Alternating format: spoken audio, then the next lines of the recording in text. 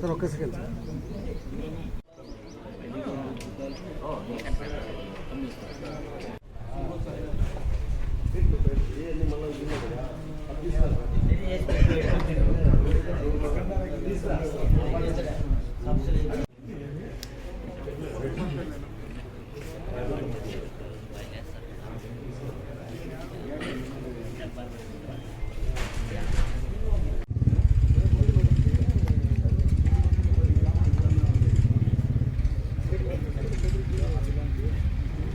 టైంలో వస్తారు. రెండు పాయింట్ ఉంది దీంట్లో. ఒకటి, లాక్ మనం స్పెసిఫిక్గా లాక్ అవుట్ సైడ్ గేట్కి లాక్ వేయడము, తర్వాత లోపలికి డోర్కి లాక్ ఉండొచ్చు, లాక్ ఉండకపోవచ్చు. అది జస్ట్ లాక్ లేకుండా నార్మల్గా మన కీతో పాటు లాక్ చేస్తుంటాం. ఏదున్నా మీరు గేట్కి ఫ్రంట్ సైడ్లో మీరు లాక్ వేస్తారంటే అక్కడ వాళ్ళు కీని స్టార్ట్ చేస్తారు. ఒక 3 to 4 hours వాళ్ళు అబ్జర్వేషన్ చేస్తూనే ఉంటారు, ఎవరైనా లోపలికి వస్తున్నారా వెళ్తున్నారా అని చెప్పేసి.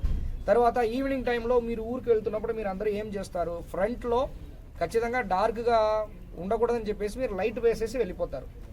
2 days 3 days కంటిన్యూస్గా లైట్ ఆగకుండా వెలిగిందంటే డే టైంలో నైట్లో కూడా it is an indication that మీరు ఊరికి వెళ్తున్నారని చెప్పేసి. సో ఇలాగా వాళ్ళు రెక్కీ చేస్తూ దానిట్లో ఒక రాడ్ని మాత్రం పెట్టుకొని డోర్ని ఈజీగా ఓపెన్ చేస్తూ దొంగతనం చేస్తుంటారు.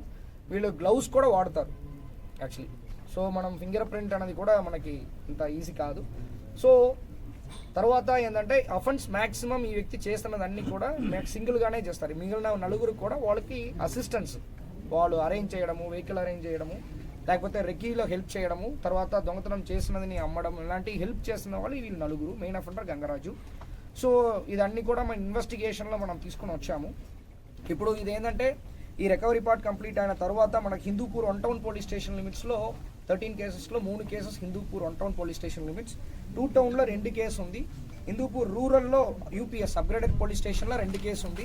అది కాకుండా సోమంటపల్లి లిమిట్స్, మన పెట్టుకోట లిమిట్స్లో 1 కేసు, లేపాక్షి మన సబ్ డివిజన్ లేపాక్షి, గోరంట్ల, కదిరి, చిలమత్తూరు, అంటే ఆల్మోస్ట్ 8 కేసెస్ మన హిందూపూర్ సబ్ డివిజన్కి చెందినది. రిమైనింగ్ కేసెస్ అన్ని కూడా అదర్ సబ్ డివిజన్స్ మన డిస్ట్రిక్ట్లో ఉన్నది. ఇంకా కొన్ని కర్ణాటకలో కేసెస్ ఉంది, వాళ్ళకి ఇంటిమేట్ చేయడం జరిగింది. సో దీంట్లో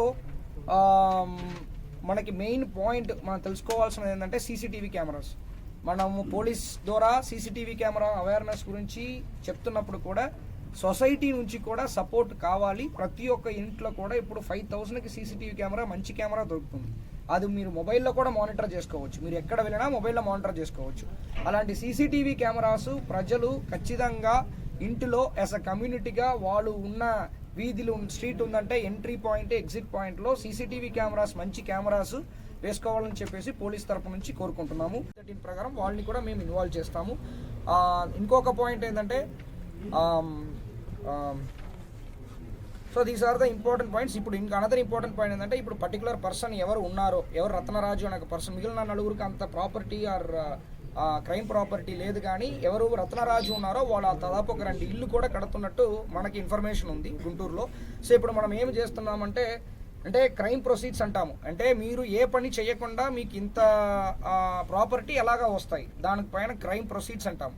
సో దానిని మనము ఇప్పుడు నుంచి ఆ వ్యక్తికి దాదాపు 2018-17 నుంచి కూడా కేసెస్ ఉంటాయి, అదన్నీ బయటకు తీసేసి ఇప్పుడు వరకు వాళ్ళు ఏ పని చేయట్లేదు, ఓన్లీ ఈ క్రైమ్ మాత్రమే చేస్తున్నారు. దాంట్లో వచ్చిన డబ్బులతో పాటే ఇలాంటి ఇల్లీగల్గా వాళ్ళు ప్రాపర్టీ తెచ్చుకుంటున్నారన్నది మేము కోర్టులో ప్రూవ్ చేస్తూ ఆ ప్రాపర్టీని కూడా అటాచ్ చేయబోతున్నాం.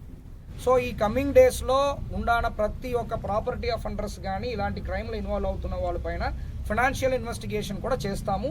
వాళ్ళ దగ్గర ఉన్న ఏమేమి ప్రాపర్టీ, అది వాళ్ళు ఒక ఆటో కొనుక్కోవచ్చు, ఒక కారు కొనుక్కోవచ్చు, దానిని కూడా మేము కోర్టులో అటాచ్మెంట్ చేయడానికి అన్న ప్రాసెస్ని కూడా ఇప్పుడు నుంచి మనం ముందుకు తీసుకొని వెళ్తున్నాము. ఇప్పుడు ఈ రత్నరాజు మన డిస్ట్రిక్ట్ కాదు కాబట్టి కొంచెం ఈ మానిటరింగ్ అనేది కొంచెం మన దగ్గర మిస్ అయినా, మన లొకేషన్లో తిరుగుతున్నారన్నది మనము చేస్తున్న ఈ కౌన్సిలింగ్లో ఒక భాగంగా బ్రేక్ అవ్వడము, ఈ కేసు డిటెక్ట్ అవ్వడం అనేది జరిగిందనమాట.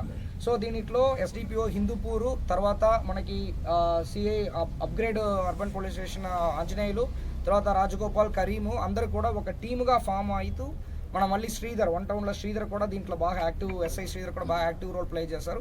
అది కాకుండా ఇంకా వెనక చాలా కానిస్టేబుల్స్, హెడ్ కానిస్టేబుల్స్ అందరూ కూడా చాలా బాగా సపోర్ట్ ఇచ్చారు. సో ప్రతి ఒక్కరిని కూడా అభినందించడం జరుగుతాయి. సో ఈ ఎంటైర్ టీంకి కూడా కంగ్రాచులేషన్స్ చెప్పుకుంటున్నాను. ఇంకా కమింగ్ డేస్లో కూడా క్రైమ్స్ జరగకుండా చూసుకోవడం ఫస్ట్ ప్రయారిటీగా ఇస్తూ గతంలో జరిగిన కేసెస్ అన్ని కూడా ప్రయారిటీగా డిటెక్ట్ చేయడంలో మేము కాన్సన్ట్రేషన్ చేస్తాం. అదేవిధంగా సిల్వర్ మనకు ఆల్మోస్ట్ 3100 గ్రామ్స్ వరకు ఉంది. అన్ని కలిపేసి, అది కాకుండా 3 బైక్స్, అన్ని కలిపి 40 lakhs వర్త్ క్రైమ్ ప్రాపర్టీ మనము రికవరీ చేయడం జరిగింది. సార్ ఇది లోకల్ సంబంధించిందా?